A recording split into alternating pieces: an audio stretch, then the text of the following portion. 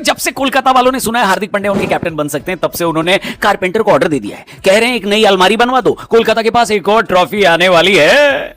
इतनी खुशी मुझे आज तक। भाई क्रिकेट वर्ल्ड में इस वक्त सबसे बड़ी खबर यही है कि कोलकाता को उनका कैप्टन मिलने वाला है, और ये कैप्टन कोई और नहीं बल्कि भारत का बेस्ट ऑलराउंडर हार्दिक पांड्या है। हालांकि अभी तक कुछ भी कंफर्म नहीं है, क्योंकि हार्दिक हो या फिर केकेआर हो या फिर मुंबई हो, किसी ने भी ऑफिशियली कुछ नहीं बोला। इनफैक्ट सोशल मीडिया पर कई लोगों का मानना है कि ऐसा कुछ भी नहीं हो रहा और ये खबर प्लांट करवाई गई है। अब आप पूछोगे कि अगर कुछ हो ही नहीं रहा, कोई डेवलपमेंट नहीं है, तो फिर ये खबर क्यों प्लांट करवाई गई? मैं समझाता हूं। देखो, हार्दिक पांड्या के केस में सीन कुछ ऐसा है कि सभी टीम उनको अपनी तरफ लेना चाहती है और मुंबई के साथ ट्रेड करना चाहती है। ऐसे में अगर ये खबर आ गई कि हार्दिक पांड्या एक पर्टिकुलर टीम के पास चले गए हैं और ये डील एकदम डन हो चुकी है, तो फिर बाकी जो टीम इस रेस में थी वो अपनी तरफ से एफर्ट कम लगाएंगी या फिर लगाना छोड़ देंगी। अब आपको रीजन पता चल गया, तो ये बताने की जरूरत तो है नहीं कि ये खबर किसने प्लांट करवाई होगी। अगर प्लांट करवाई है तो ओवरऑल मेरे हिसाब से कोलकाता के लिए काफी बढ़िया डिसीजन होने वाला है। कोलकाता के साथ पिछले सीजन यही प्रॉब्लम थी कि अजिंक्य रहाणे को इन्होंने कप्तान बनाया था और आप उनको नीचे खिला नहीं सकते, जिसकी वजह से कोलकाता को पूरी टीम हिला देनी पड़ी थी, जबकि उनके पास जो सबसे बेहतरीन बल्लेबाज थे वो सारे टॉप ऑर्डर के ओपनर थे। लेकिन क्योंकि हार्दिक पांड्या मिडिल या लोअर मिडिल ऑर्डर में खेलेंगे, इस वजह से कोलकाता का टॉप ऑर्डर फ्री हो जाएगा और अब ये जो बैलेंस है ये बेहद खतरनाक बनेगा।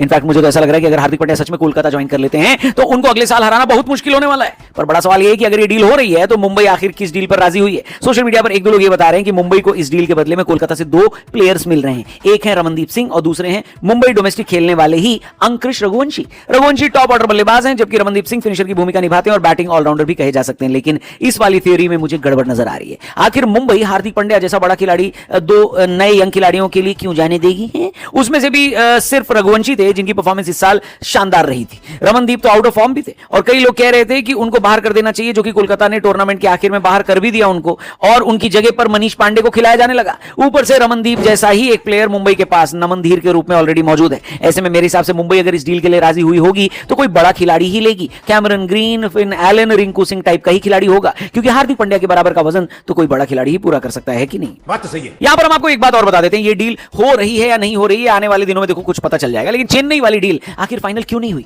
ऐसी क्या वजह है कि चेन्नई के साथ जो डील लगभग पक्की मानी जा रही थी अचानक से टूट गई और हार्दिक अब कोलकाता के पाले में जाने वाले हैं? वेल, जिस जर्नलिस्ट ने ये न्यूज ब्रेक करी है उनके मुताबिक चेन्नई का एक बड़ा प्लेयर जो कि उनकी कोर मैनेजमेंट का हिस्सा भी है। बड़े प्लेयर से मेरा मतलब है कि चेन्नई के जो 3-4 टॉप प्लेयर है उनके नाम सोच लीजिए आप, उनमें से कोई एक प्लेयर ये नहीं चाहता कि हार्दिक पांड्या चेन्नई की टीम ज्वाइन करे, वरना मैनेजमेंट और बहुत सारे लोग ये चाह रहे थे कि हार्दिक पांड्या उनकी टीम में आए।